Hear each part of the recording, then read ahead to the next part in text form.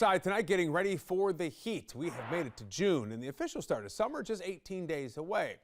And that means soon we will be seeing temperatures in the 90s. So it is important to have a cool place to get away from it. But this year, it could end up costing you a lot more to keep your house cool. For the next few years, as the 410A kind of phases out and we go towards this new refrigerant, repair costs and availability on parts may get a little bit tougher. So may get a little more expensive to repair, may take you a little more time to find equipment and parts of that nature. Now, we warned you about this last year, but now it's in effect. The U.S. Environmental Protection Agency mandated all HVAC systems manufactured after January 1st had to use a new refrigerant that is more environmentally safe. It's not chlorine-based like the old R22. It's not fluorine-based like the old 410A.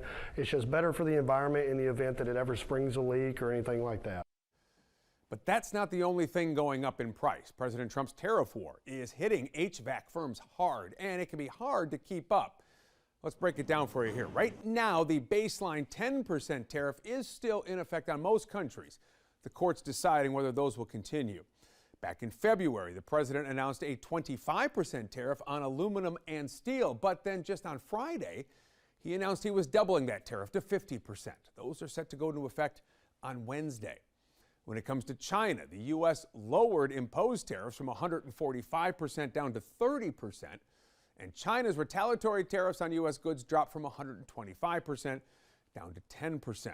So with all of this in place, plus the price hikes going back to the pandemic, a new HVAC unit that cost $5,200 in 2019 could now run you about $10,000 or more. Reporter Harry Samler is talking with HVAC installers to learn more, and it's tonight's cover story. Prices have doubled. Just about, yes.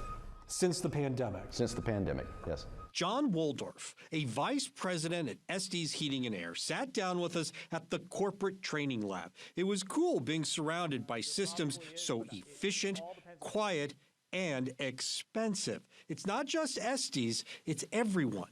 Waldorf says when the 2020 pandemic hit, prices soared, and that's where they stayed. But how do you explain that to new customers? What they need to know is there's been so many regulatory changes in our industry affecting the equipment, affecting the testing of the equipment, affecting the refrigerant that we now use, that systems will never be less expensive than they are today. All right, so that's Luke. Luke's behind the camera. Poor Luke. He's our photographer who took this video of his 1990 system that is officially dead. He's lucky. It lasted 30 years, but when the quotes arrived, they came back with a shock. A new system that cools and heats around 1,500 square feet, ranges from $9,000 to more than $20,000. Luke's system has the old R22 refrigerant. That's gone. In the early 2000s, everyone started switching to R410A.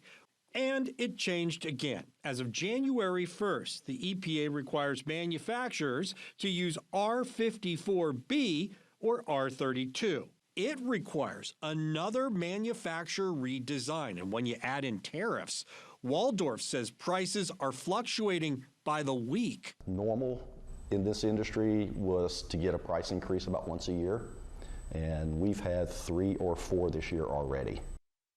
Every homeowner sweating right now, hoping that AC holds out. Harry Samler reporting for us tonight. Now, there are some ways to save on an HVAC replacement, like making sure you're getting that routine maintenance. Be sure to change air filters in your house regularly, usually between 30 days and 3 months. Experts say use a smart thermostat as well. It can suggest eco-friendly temperatures and offer options that can help reduce your bill. Also, getting your ducts cleaned every 5 years or so not only extends your HVAC system's life, it also improves air quality. And upgrade your home's insulation if you need to. If your home is drafty, your HVAC unit will have to work harder for longer periods of time. And here's the thing, folks, if you're checking out the forecast,